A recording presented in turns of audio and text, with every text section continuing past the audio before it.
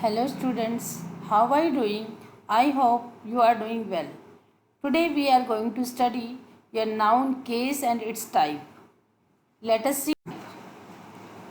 First of all, let us see the definition of noun case. The case of a noun tells us about the position of what noun in a sentence.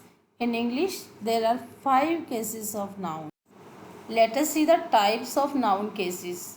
First is nominative case. Second is objective case or accusative case. These are actually little different. Objective case and accusative case we will study in next slide. Third one is dative case. Fourth is possessive case. Fifth is vocative case. First one, let us see nominative case. We can call it a subjective case too. A noun is said to be in nominative case if it is the subject of a verb. Subject is the person or the thing who or which carries out the action of the verb in the sentence. Just like Mr. Ram is an intelligent boy.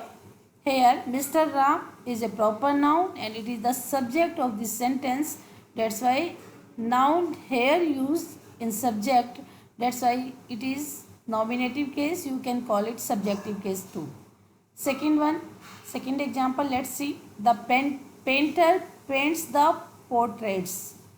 Here, the painter is the subject of this sentence. So, the painter is in the nominative case. You can call it subjective case too. Let us read the another case, that is objective case or accusative case. Nouns or pronouns are said to be in objective cases if they are the direct object of verb or if they are the object of preposition. Direct object is the person or the thing upon whom or upon which the action of the verb is carried out.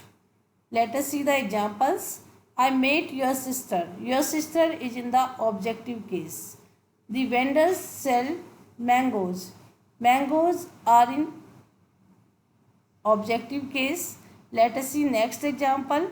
And just like the book is on the table. On the table. Because subject has come after the preposition, that's why it is called an accusative case. Means the object which comes after preposition, it is called accusative case. Otherwise, the direct object of the person is called objective case. Third case, that is dative case. A noun is said to be in dative case if it is the indirect object of the verb. Indirect object of the verb is the noun for whom or for which the action of the verb is carried out. There should not be a preposition before the indirect object because in that case it will be the accusative case or the object of that preposition. Let us see, the teacher gave the students few exercise. Here are two object. These students is the indirect object of the verb. That's why this is dative case. Few exercise, it is direct object. That's why it is objective case. Let us see the next example. The postman brought Mr. Rohit a letter.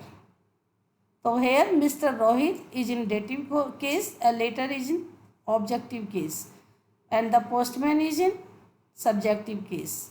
Let us see the next case, that is possessive case. A noun is said to be in possessive case if it denotes possession or ownership or belongingness. A noun or pronoun in the possessive case is governed by the noun that follows it. John's sister has been hospitalized. John's is in the possessive case. Next example, let us see, that is Ram's notebook. Here Ram's is in possessive case. Possession, belongingness. Let us see vocative case. A noun or pronoun is said to be in vocative case if it is used to call or to get the attention of a person or persons. The pronoun that is used for addressing, then it is called a vocative case. Just like Mr. Bill, students are waiting for you in the main hall.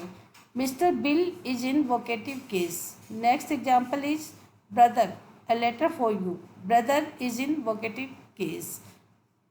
Rahul, come here. Here Rahul is in vocative case. Means when a person is called or addressed, then it is called vocative case. This is all students. I hope you have understood.